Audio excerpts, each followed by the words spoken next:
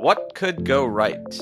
I'm Zachary Karabell, the founder of the Progress Network, joined as always by Emma Varvaloucas, the executive director of the Progress Network. And this is our last episode of our season, although there will be only a short break between this last episode and the next season. So, wrapping up this 5-6 month season that we have had by looking back a bit at some of the conversations we've had and some of the themes that we have touched upon.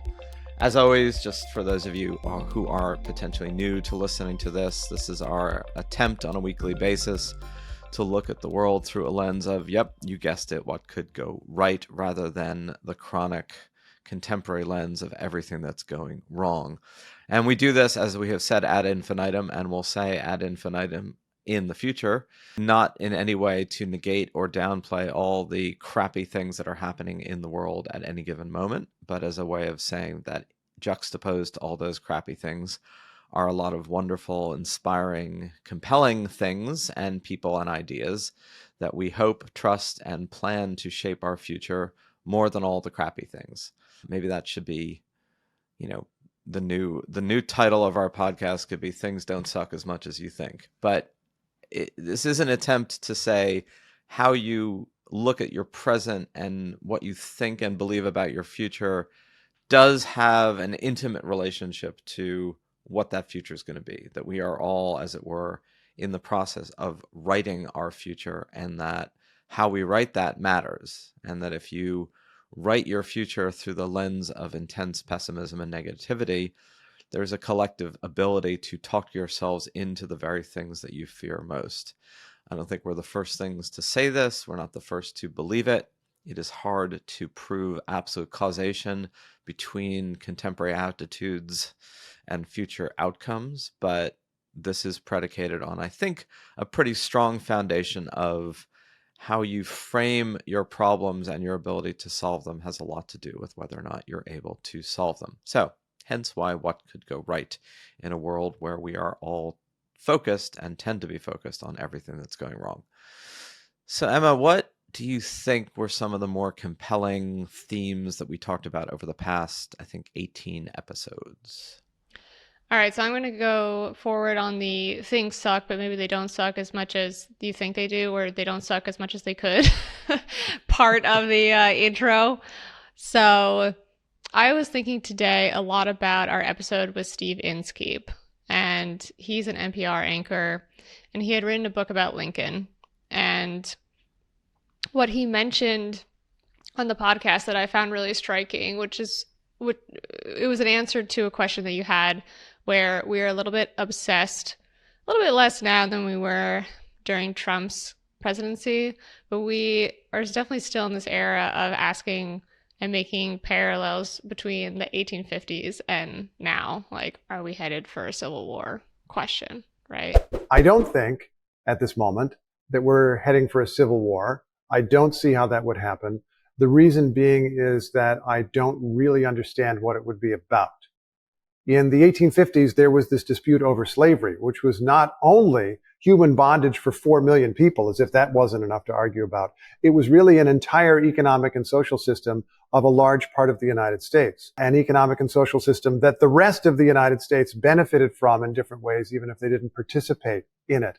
And so there were enormous questions about who belonged in society and who didn't, how the economy should be organized or not, who should call the shots or who not. There were enormous questions to wrestle with. And even though we have profound differences today, it's hard to see them as that same kind of division, just because so much of it is propaganda and performance and attitude and cultural touchstones and preferred media, all of which become real in a sense. I mean, they mean something to voters, and they drive elections, and they drive our divisions and how we feel. But would that many people really take up arms, millions of people take up arms to fight about them? I don't see that yet. I mean, the possibility of political violence, yes. I mean, that's always with us. And in fact, some kind of political violence is, almost any given year you could find something that would fall into that category in America. There could be more, there could be less. I'm not worried about civil war in that sense. It was so striking to me because I feel like when I think about fear and the atmospheres of fear that I think Trump in particular engenders in a lot of people, particularly on the left in the United States, we end up talking about that fear without also taking in a sober-minded way, the sort of constraints of reality, right? Like what, like as you say a lot, our fears of the future might come true, but we sometimes don't adequately take into account what would be the barriers to that along the way. And do these fears that are kind of occupying our mind and taking up so much of our energy, do they even really make sense? Yeah, I mean, I was struck as well, both in our conversation with Steve Inskeep and last season in our conversation with John Avlon, who also wrote a book about the prelude to the Civil War, that, look, the 1850s in particular has gotten somewhat more prominent in our contemporary mindset, just like as I joked about with Jared Cohen in my interview with him. Grover Cleveland is suddenly weirdly relevant to Donald Trump, given that he's the only other person who ran for office, lost, came back, and won another non-consecutive term. But, the 1850s is a kind of harbinger of the most violent, divisive, existential crisis the United States has actually ever faced. And you have an emotional climate today that clearly has echoes of that. But whether you have a structural one or whether or not we're kind of overdoing it, I mean, certainly from Inskeep's book and I think from our conversation and certainly from my own historical perspective, there's nowhere near the kind of divisiveness today that marked that period of time. There isn't like active willingness to fight to the death, literally, or kill for some of these things. I mean, I'm sure that's true for some people, right? But that's always true for some people at any given time in any society. I don't even think we're as divisive as we were in 1968. That was a big question in the summer of 2020 with the riots and George Floyd and the kind of tumult of pandemic land, whether or not we were coming apart at the seams the way people felt in 1968 in that sort of radical summer before the Democratic Convention and Johnson stepping down and Kennedy and Martin Luther King getting assassinated. And this is where I do think history is helpful in that before one gets too hyperbolic about the present, it does bear to remember how things have been in the past and how we have muddled through or navigated or not, as the case may be. And I agree. I think Inskeep's book was a reminder of, yes, things can spin out of control in a way that leads to war and death and fighting. But the conditions for that are pretty unusual and extreme, and we shouldn't be quite so quick to go down that path of fear. Right. And there's no, his other point was there's not an economic system like slavery that we're trying to dismantle, right, when it comes to Trump and the fears around that and the fear around violence. The other thing that I want to bring up in relation to this is actually happening in Greece right now. I think is an interesting story that goes along this idea of, and sometimes the unexpected happens, which is that when Mitsotakis, he's the prime minister of Greece, he's in his second term now, he's center-right. When he was reelected, I had a very emotional conversation with a friend of mine who was saying she's really concerned in particular about the gay community in Greece, how they're treated, particularly on the right, particularly because it is an Orthodox Christian country, and that she was really upset when Mitsotakis got reelected. And I was telling her, like, look, I'm not saying you need to be pro-Mitsotakis, but, he did indicate that he was going to pass legislation for gay marriage in his second term. And there are signs that that wasn't just lip service because, first of all, he's on the right, so there's no really need for him to say that unless he means it. And second of all, Mitsotakis is no fool, and he sees where the EU is going as a whole. He sees, I'm sure, that there are legal cases being made in the European Courts of Human Rights where the European Courts of Human Rights is telling EU member countries that don't have gay marriage or that don't have at least civil partnerships that they're going to have to make sure that all their citizens have equality, to stay in the EU. And he kind of saw where the wind is going. And much like this conversation that we had with Steve Inskeep about Lincoln being very shrewd and making tactical decisions, I think Mitsotakis saw an opportunity here where he can get his country in line with the greater EU policies. And it's politically expedient for him because I think he thinks he can control the costs on the right. And it kind of sticks it to the left here because they're having their own kind of breakdown right now about having elected their first gay party leader. The left is different than the left in the US. They're not sort of pro forma gay rights. So they elected their first gay leader, and that kind of led to all these divisions in the party. So it's a good moment for Mitsotakis to be like, I'm going to, burnish my credentials as a moderate voice of both the right and the left. Greece legalized same-sex marriage on Thursday, making it one of the first Orthodox Christian countries to allow them. Ναι, 176. The country's parliament approved the bill, with more than two-thirds of its 254 lawmakers voting yes. When I say that whole story, people might not be that interested in what's going on in Greece right now, but I say that whole story in that, again, it behooves us to think about not just the facts that are like pro our fears, but the facts that are anti, and to analyze them in this kind of cool-headed way. Right. The fact that things often surprise for the best and not for the worst. And when you're in a good mood, you somewhat expect those surprises. You're like, oh, things will be fine. But when you're in a bad mood individually or culturally, it seems inconceivable that things could actually get better or improve, or that people could surprise you by following, and we'll shout back at Inskeep and Avalon, as Lincoln said, the better angels of our natures, right? And that is there.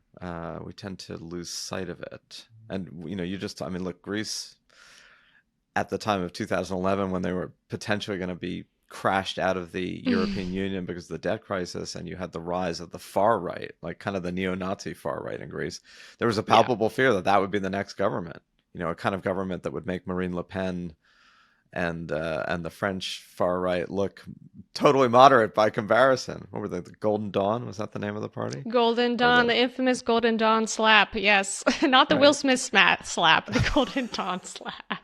But I mean, they were like getting double-digit figures of the vote and in a fractured coalition. That was 11 years ago or 12 years ago. So I try to remind people of it's astonishing how quickly things can change, both from good to bad and bad to good. And summer of 1989, there were plenty of people at Moscow State University getting their degrees in Marxist-Leninist thought who thought that they had bright careers ahead of them as apparatchiks of a stolid, maybe crumbling, but still stable empire. And that evaporated pretty quickly, much more quickly than people would have thought. And I just think, things change.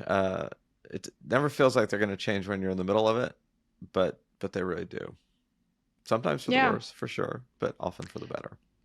Yeah, and there are real comebacks. I wish people would talk a little bit more about Poland right now. They had that wild, unexpected outcome where they got rid of the party in power that was super far right, and in fact changing the laws of the game. And also, people might not know that Jair Bolsonaro, there were so many January 6th comparisons made at the time of the riot in Brazil when he lost his reelection. Well, guess what? They just confiscated his password. They just confiscated his password. He can't get into his any of his password. computer accounts. Gmail locked him out. It's really serious now. They confiscated his passport. He's facing probes into that kind of, whatever the word is, uprising, coup, riot that happened. And he's politically ineligible till 2030. I'm sure people are listening to this thinking like, oh, that's the dream. But anyway, there are these things that are happening around the world that might probably deserve a bit more applause, Or this week, the election in Pakistan. I mean, this week, meaning as we're recording this, there was an election in Pakistan where, to the surprise of, I think, almost everybody, including the opposition party, that was nominally led by Imran Khan, who's in prison and on trumped-up charges and ineligible to run. But his party won the most seats in the parliamentary elections. Now, I mean, they didn't end up forming a government, and things are still incredibly messy, but nobody predicted that particular outcome. And whatever you feel about Imran Khan, that outcome in Pakistan was definitely an efflorescence of youth democracy. Full stop. Like, there's no other way to read that. And we just, this week as well, again, we're recording this the week of Valentine's Day week in the U.S. Indonesia had the largest democratic election in the world.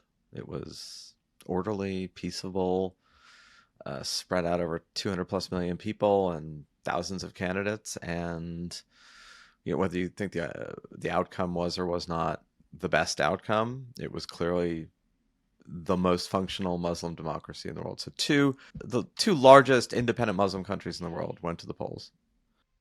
Do you know that they dress up? Yeah, no, they wear lots of really funky election day costumes, almost Mardi Gras-esque in Indonesia.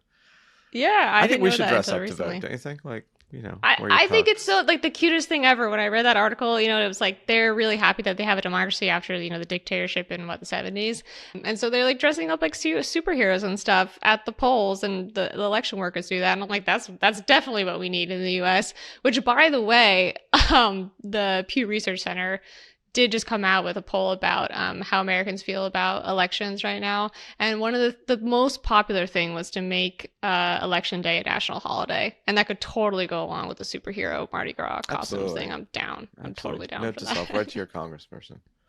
So what's another theme we touched upon that we should harken back to? I think we should talk, although it's such a painful topic, but go back to our episode with Ian Bremmer on the Israel-Palestine conflict, because it's definitely one that is ongoing, and just so much disappointment around the US's and a sort of coalition of Middle Eastern states to really get anything done yet as far as a ceasefire and a peace deal. Sentiments are very, very low right now about the possibility of that happening. This is the worst violence against Jews that we've seen anywhere in the world since the Holocaust. After, a lot of us have ignored the Palestinian issue for a long time, that's a really big deal. That's a really big deal. We're kind of asleep at the switch. I think people need to understand that there's a bank shot on both of these narratives, right? I mean, look, lots and lots of Palestinians are going to die, Palestinian civilians. And they're going to die because Israel is engaged in a military campaign in Gaza. That is the reality. But then there's the second order reality that we need to understand, which is that Hamas is taking assertive actions to put those civilians at risk through bombs that don't work, but they'll set them off anyway, through misinformation on, sort of campaigns on they're about to bomb, no, they're not, you stay where you are, on putting your military equipment and your leadership right where the civilians are. So, I mean, you cannot say that the Israelis are bombing the Palestinians and they're the ones that are wholly responsible. You have to hold Hamas complicit. Then you have the other bank shot, which is Hamas engages in terrorist attacks against Israel, which is completely unacceptable, and they must be condemned. And that's absolutely right. But the reality is that Israel has refused to deal with the situation of basic human rights for Palestinians, especially in Gaza, for decades now. They've been ignoring it, and that's led to greater radicalization. And it's not like the Palestinians have the weapons that would allow them to fight against the IDF. They don't. So yes, the Hamas targets civilians, but the alternative to targeting civilians is surrender. And so there's a bank shot there.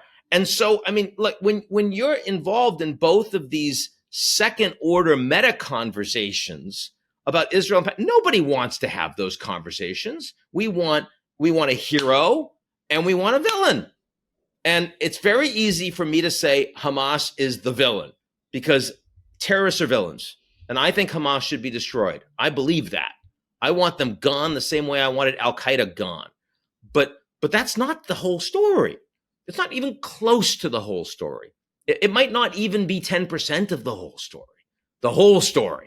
So we talked to him right before the full Israeli invasion of Gaza. They were bombing, but they hadn't yet gone in. And yeah, it definitely we did talk in that episode about a couple of things. One was just how ill-fated Biden's literal bear hug embrace of Netanyahu right after October 7th would prove to be, which was clear at the time. And Ian concluded, and I think we all agreed that given the optics of the moment, it's not really that Biden had much of a choice. He'd gone to Jerusalem, and that was he was going to show full support for Netanyahu as Israel's leader, not necessarily as Netanyahu. And it was planning to go to Jordan and sort of bring the whole region into some sort of concord. And then the hospital got bombed, and the Arab leaders called off their meeting with Biden. So it just ended up being a one-sided embrace that seemed to be American policy for the next months, and to many people seems still to be American policy, and that would create just immense problems for the region, for the United States. But the other thing we did talk about with Ian that's proved to be true was that there wasn't much evidence of the rest of the Arab world spinning out of control per se. Yes, there's been a lot of collateral military actions with the Houthis, with the United States striking back against various Iranian-funded groups in Syria, Jordan, and Iraq. But for the most part, the Arab world and other governments have certainly not sided with, or this has not become another let's gang up on Israel from the Arab world perspective. Maybe that's cynical. Obviously they are abandoning the Palestinians in most fashion.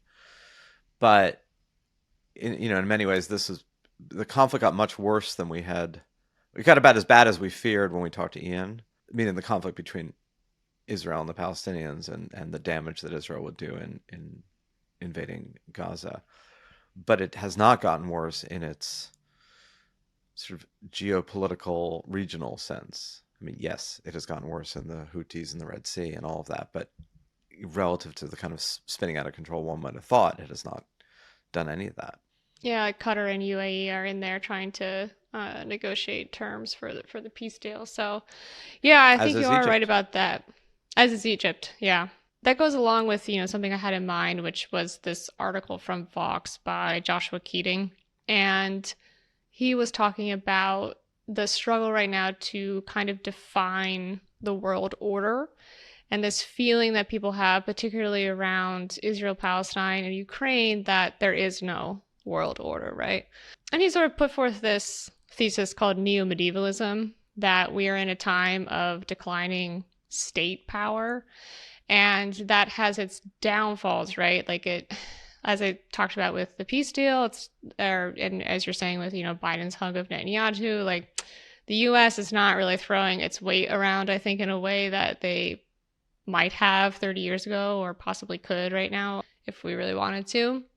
And that means that there is more disorder. Like there are definitely flashpoints of intense conflict in places, but there is a very low appetite of big state powers going to war.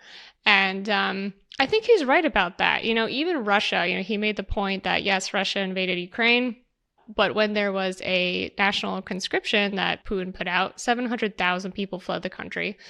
And this, we talked about this in the previous season with Jessica Weiss, that we would be hard pressed to imagine a lot of people in the United States willing to go to war with China over Taiwan. I think on the same token, it's difficult to imagine a lot of Chinese people really wanting to jump into that military boat, even if it's forced.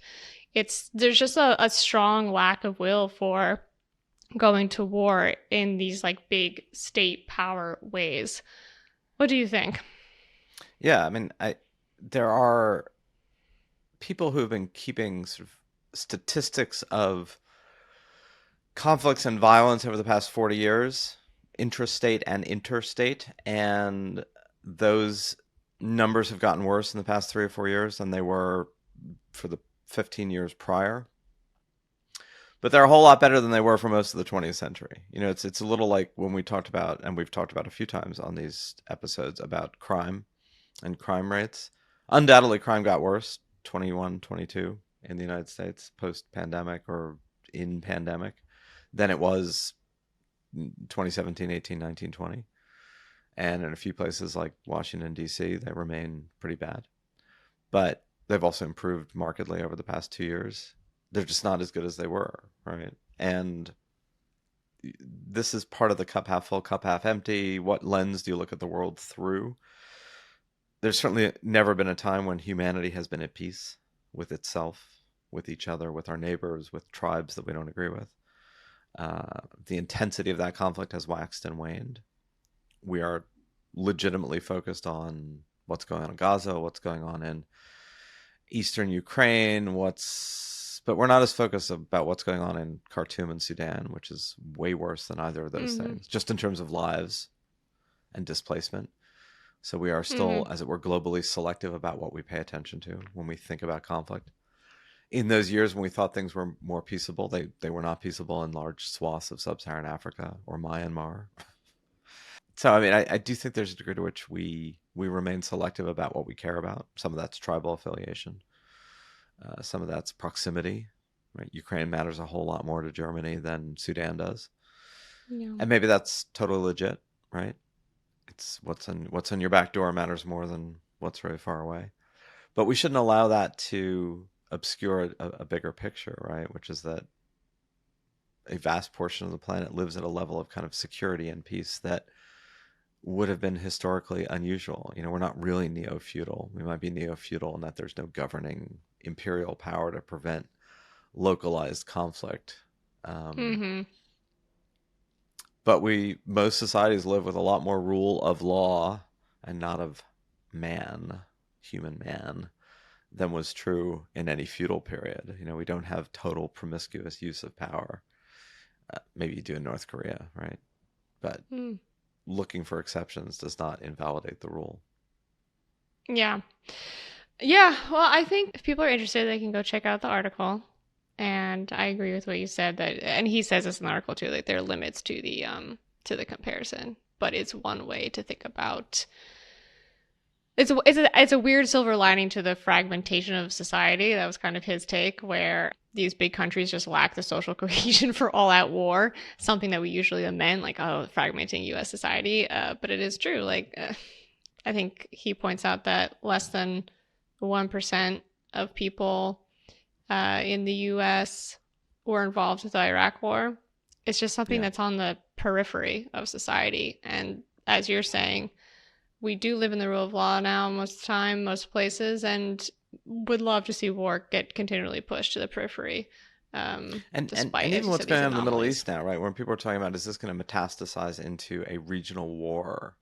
That question always lacked the who's going to fight whom? Like, what's going on right now with the Houthis occasionally lobbing missiles across the Red Sea and interrupting shipping, and militia groups funded by Iran and or Shia groups in Iraq lobbing drones and or various deadly projectiles at Americans and others in the Middle East, and Hezbollah and Israeli forces exchanging missiles and or helicopter fire. Like, that's what a regional war spreading looks like. It doesn't look like massed armies a la the U.S. invasion of Iraq in 2003 or the U.S. invasion of Kuwait in 1990-91.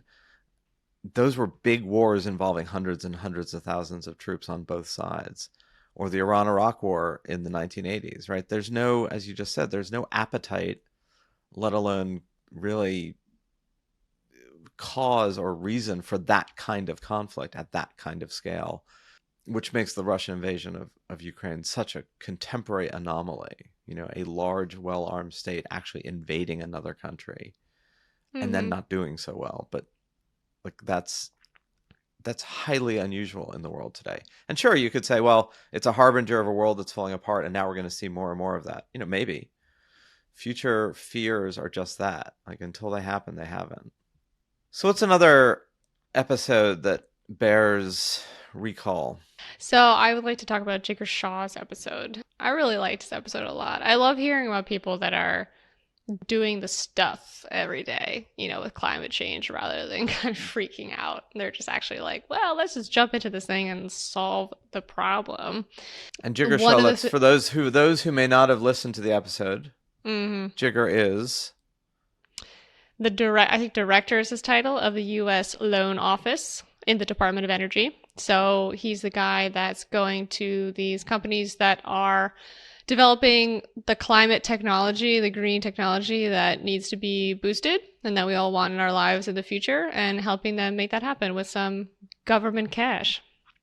And I think, as we pointed out in that episode, on the face of it, that particular title in the government is not the most prominent, obvious one. And yet, because of the vagaries of legislation and funding, these guarantees back up hundreds of billions of dollars of project finance for innovative energy companies, leading to both energy independence and a less carbon intensive future. So it's one of these like things that go on in government that you largely are unaware of, whose impact is way disproportionate to the attention that they receive, right? So the impact of these programs is massive, the attention they receive is minor, and the amount of capital that it requires is less significant, meaning they are responsible for projects that will lead to hundreds of billions of dollars, but they're not actually spending hundreds of billions of dollars. They're loaning billions that will both, if done well, will actually make money for the government, right? Yes, there have been a few spectacular failures, and those during the Obama administration, like the funding of Solyndra, the famous, energy company that went new green energy company that went belly up. So it's not riskless use of money, but there's almost nothing that is riskless use of money. But if most of these go well, we'll actually make money for the government. These are like loan guarantees for companies that'll be profitable. That's the idea. That's the idea. And I mean, that's the we'll idea. see. We will see. He had a couple good examples during the episode of what you're talking about too. On top of like people don't really know what the loan office in the Department of Energy is doing. He mentioned this one example of like even further down the chain, right? This organization called ASTM, they set the standards for things like cement, and he was like, nobody knows that they just changed the standard for to allow innovative cement solutions to be legal, right? Like.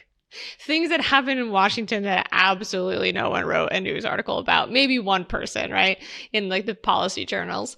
But those things matter. And that was the other like big takeaway for me from the conversation of how much of this stuff, even if there's an administrative turnover, are kind of like baked into the system, that they're going to happen no matter what, because there are all these little changes occurring at different levels of government, money flowing, bipartisan support, both from a government perspective and from a private business perspective of clean energy. So it's happening. I feel like it's happening, guys. Some of the largest investors in carbon sequestration and storage technologies are the oil and gas industry. They don't want that to go away. Some of the largest investors in battery technologies are large Republican donors. And so most of the factories that are being announced today are being announced in districts that have elected Republicans, right? And those folks are at the ribbon cuttings and they want those jobs to be created. So I get the rhetoric, and I'm not turning that sound off. Like, I understand it, I hear it.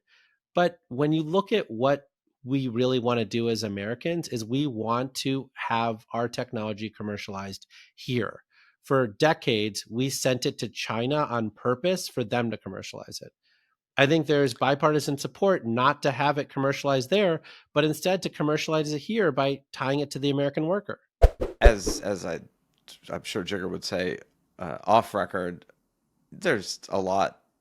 If you do stuff in 2024 and then there's a change of administration for next year, some of the momentum of these programs could certainly be halted, or the focus could be shifted in ways that may or may not be productive. And there's ample room for corruption in these programs, although they are certainly bounded by laws and guardrails about due diligence, which no particular administration could easily just run roughshod over, no matter how much they may want to. But as you say, there's a lot of this that's baked in to just how the bureaucracy functions. And while both of us, and certainly I, have been increasingly uncomfortable with the bureaucratization of both the administrative state and regulations, this is an example of them doing things quite well.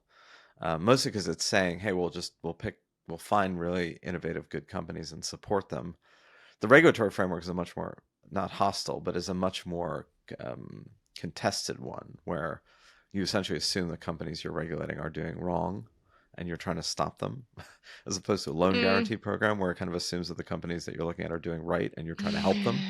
And I wonder if there's some way of marrying those two equally legitimate instincts, which is you want government to be a collective use of our energies in a productive way, and you want government to be a collective use of our guardrails in a making sure society functions in a balanced way. I wonder if those two things could be a little more brought together, so that you're not just in a regulatory framework that treats the industry that it's regulating with hostility, and then you have other parts of the government that treats the industry that you're supporting with favor. Well, that's the big bugaboo with people that want housing being built, right? On the left, like their whole thing is that there's so many environmental regulations that put a stranglehold on construction and permitting and zoning and this, that, and the other thing, that it's almost impossible to get something built. Like there's like these massive, Mitt Romney's binders full of women. There's binders full of environmental regulations, which on the face of it sound like a good idea, but there are a lot of people I know that would love to have a cheaper home that they could buy if we could just build more houses easier. So build more houses. So do we have a final conversation we want to look at? So final conversation, and coming around full circle here to the US presidential elections that we just can't get enough of talking about. Wanted to give a quick mention before we move on to some of our good news of our recent episode with Adrian, who is the Secretary of State of Arizona running elections there. And I wanted to come back in particular to the conversation that you had with him, a little bit of a mini debate. It was nice, about why he is so adamant about making sure that people know that Arizona uses paper ballots. What we're doing is really sort of coming back to basics. At the end of the day, that's what this is really all about. We have always voted on paper ballots here in Arizona. We're going to continue to do that. That piece of paper is the physical manifestation of the voter's intent to vote. We can preserve and protect that system, and we can preserve and protect those ballots. So yeah, he was clear that paper ballots are the way to go.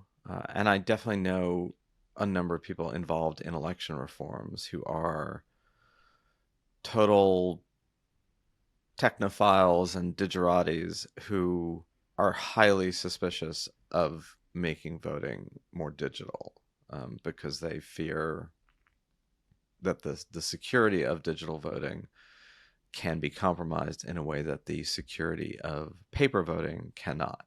Meaning you can create procedures where it's extremely hard to mess around with paper ballot results.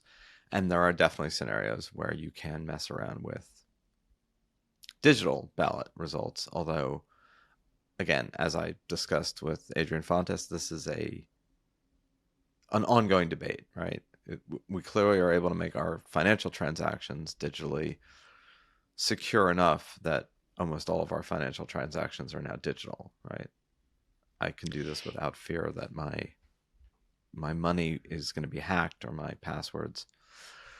And I think his pushback was, your contract with the bank is your contract with the bank, but voting is a public good, and unless one can say 100% that you can't mess around with this, you can't hack it, you can't corrupt it, that the paper ballot is even in a highly digital age, is the most secure and trust creating way of running elections. And on this one, I'm not at all dogmatic. I hope I'm not dogmatic about anything in particular, but I think it's a legitimate pushback. It's an interesting one in a world where everything is digital, to say there are certain things that not only should be analog but must be. And I would say that's probably true of certainly true of interpersonal relationships, right? There has to be a physical, like you meet someone physically, you don't just live digitally. So the idea that maybe there's this thing called voting that is both a public demonstration, you mentioned Indonesia, where it becomes a public, not just a paper thing, but a public demonstration of democracy, that we're physically in a space doing something that reaffirms that this is who we are. And I think Adrian talked somewhat about that as well, right? That it's not performative, it's an actual, like, human beings physically engaged in this activity jointly means something. And the trust in it and the demonstration of it means something, much more than I pick up my phone or my computer and I push a button, which doesn't necessarily mean anything, and is certainly not collective, and is certainly not communal. I totally get that and totally respect that. I just think maybe it's worth pursuing the idea that there's another digital aspect that we could use and help more people vote. The act of voting is a collective act by its very nature. The reason that we have elections is because we have differing points of view and we have to come to a common decision. It is one of the only spaces that we have where everyone's voice coming together actually produces a singular result that then has an impact on everybody else. I mean, unless it's like the church choir, right? Then your voice and everybody else's work together too. So, but from a civic responsibility perspective, it's like you owe this act to your community. You're making a decision for everyone, not just for you. It's different with taxes. It's different with mortgages. It's different with all of the rest of the things. You're making the decision for yourself, and only you have to suffer the consequences of a bad decision.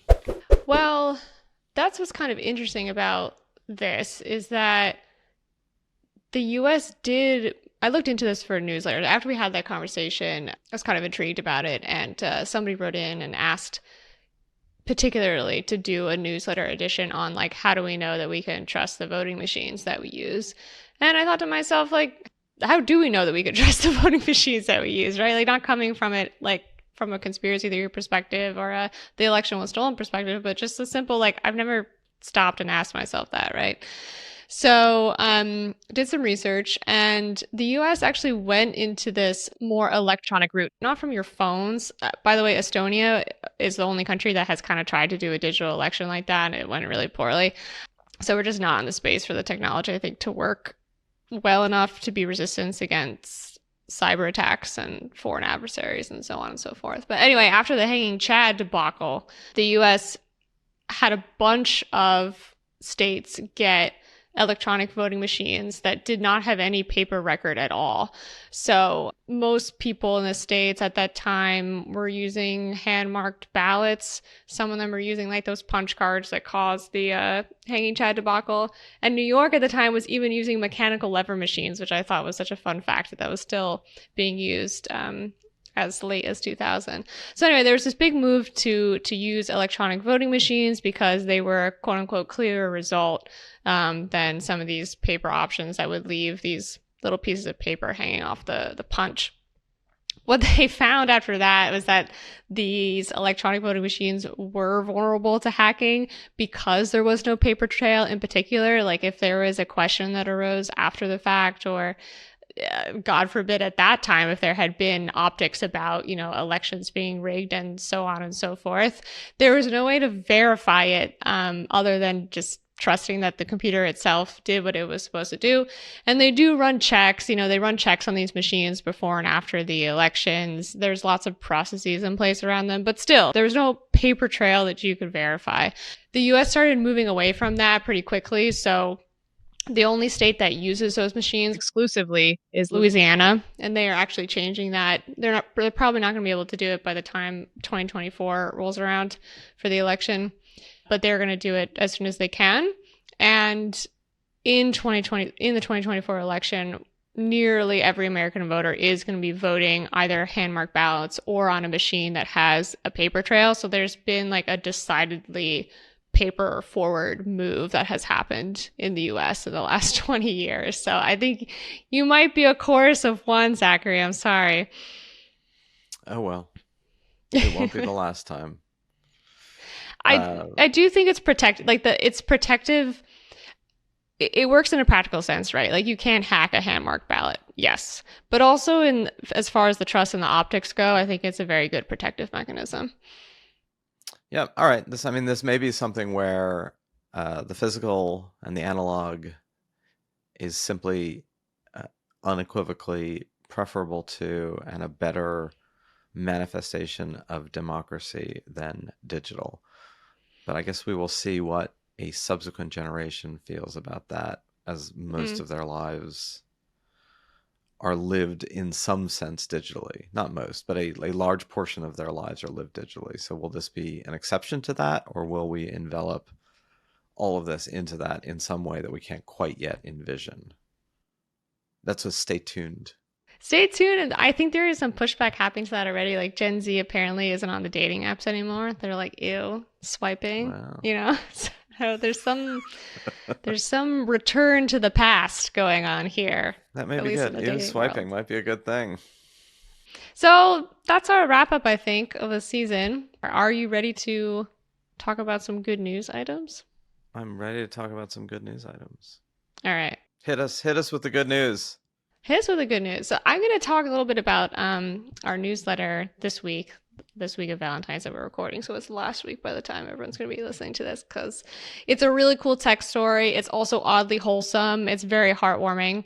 And that is the story of, let me not butcher this name because every time I say it out loud, I do, the Herculaneum Papyrus Scrolls. So The sister city to Pompeii. yes, essentially there was this massive villa that was owned by Julius Caesar's father-in-law. It got hit by the Vesuvius eruption, but the temperature of the volcanic plumes of gas were just right to kill everyone immediately that was alive, but carbonize the papyrus scrolls that were in this villa in this big library. It's the only surviving library from antiquity, and because the temperature was just right, the scrolls got carbonized and then buried by this mud flow, which sort of like sealed the scrolls so that what was written on them was preserved. They discovered this villa in 1750, and since then they've been trying to be able to read the scrolls because they think that there might be unknown works by Sophocles, Sappho, Aristotle, all the big names. Could be a massive discovery. There's 800 full scrolls that they've excavated, and then they think there might be thousands and even tens of thousands of scrolls remaining still in the villa and the parts that they haven't excavated. But because these things were like, you know, charred logs, carbonized, stuck together, you can't unroll them. When you unroll them, they just sort of crumble and get broken and fragmented. No one's been able to figure out what's actually on them until January. Basically what happened is that the former chief executive officer of GitHub, Nat Friedman, was bored at home during the pandemic. The Bloomberg piece on this story mentions that his house had also just burned down. So like I think he was in like a weird psychological state of mind. Yeah. He teamed up with an investing partner and somebody from the University of Kentucky, a professor who had been working on the scrolls for 20 years, to offer this big cash prize to anybody that could figure out what was written on the scrolls. And essentially what they did was figure out this tech to 3D X-ray the scrolls, take the information from the X-rays and these like tiny little scans and like flatten them out. And then the winning team ended up developing a machine learning algorithm that can detect what they call crackle patterns. So it's like the dried out ink sticks up from the page, and they start to detect like patterns in that were Greek letters and Greek words, and they train the algorithm on it to, you know, learn that this is the P, this is a R, I should say in Greek, this is a rho, you know? Anyway, after 275 years of failure, the new tech tools that this internet army of nerds, as Bloomberg put it, which I loved, did in fact decode the first scroll. They decoded 12 columns from one of the scrolls, and it turns out that it is a text from a Greek philosopher, Varvaloucas, and it's about I think Philodemus is probably how you would anglicize that. Thank you. So yeah, and it's a little treatise about pleasure, like what's pleasurable and what's not pleasurable, and you know, it is really neat because now they have figured out the tech to figure out what's in all of the 800 scrolls that they have excavated, and potentially now there's might be more political appetite to go and get the rest of them at the villa, and there could be some really serious historical discoveries there. It's like the, be careful spending all this money decoding something you think is going to be the font of all wisdom, and it just turns out to be like a laundry list or a shopping memo, please remember to pick up oranges on your way home kind of thing. So at least it was a text of some interesting import, even if it was a philosophical text about pleasure, I think counts as quite interesting. Well, there are definitely like, other words and stuff that they found on these scrolls are like capers and like purple. So there's definitely some some of what you're describing. It's a lot. These scrolls that they found were kind of like lying around the villa. They haven't actually found the main library yet. So imagine like it's, your house gets buried by a volcano one day. And it's like we're finding these books that were just like hanging around in your living room. The ones I have are certainly not the ones that are going to be interesting to history, but the ones that are in the library might. The owner of the villa was a patron of Philodemus, and they think the Apostle Paul had passed through the area recently, and they think that there might be records of that visit. So hopefully it's not just like I asked the servants to wash my toga today. Please don't dry clean. Oh dear. Anyway, it was a great story you unearthed. Sorry, bad pun. Yeah. And it was definitely one of these. Yes, it's quirky, and I'm sure people will be like, "Why was that a good use of money?" But excavating who we were. Oh my God, another inadvertent pun, has its own worth to try to understand the arc of humanity, and which we've been doing for a long time and probably should continue to do, because it gives us some insight into who we were, who we are, and maybe some insight into who we will be, which is our own humble goal with this podcast. So thank you all for going along with the ride for us for this particular set of episodes. We'll be back in a few weeks with another set of episodes throughout the remainder, or most of the remainder, of 2024. A year that promises to be sedate and calm and quiet in the United States, and that we hope we will be able to add a note of everyone take a deep breath, take a step back from the brink, and try to focus on other things than you might otherwise be focusing on. So I want to thank Emma for joining me on this particular trip, and thank all of you for coming along. Please send us ideas for the next set of episodes, comments, critiques, maybe even a kudo or two if that occurs to you. Not that we need it, but it's nice to add to the mix. And I hope this finds you all well. 100%. Thank you, Zachary.